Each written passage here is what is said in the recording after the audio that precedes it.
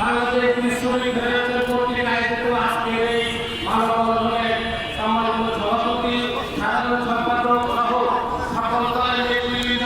এবং আমার শ্রমিক মা ও বোনেরা এবং শ্রমিক আমাদের আপনারা জানেন আমাদের প্রতি বছরে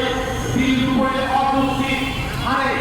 এই ট্যাক্স বৃদ্ধি করে আমাদের এই শিল্পকে ধ্বংস করার নাম করতে দিয়ে যাচ্ছে। আমরা যে তীব্র নিন্দা জানাই, সেখানে লক্ষ লক্ষ বিল শ্রমিক আমরা কর্ম করে খাই, সেখানে আমাদের কিসের জন্য এই ট্যাক্স বৃদ্ধি করতে হবে এটা তো আমরা বুঝতে পারি না। কারণ এটা দেশীয় শিল্প, এই বিল শিল্প বিল মালিকা বিল ব্যবসা করে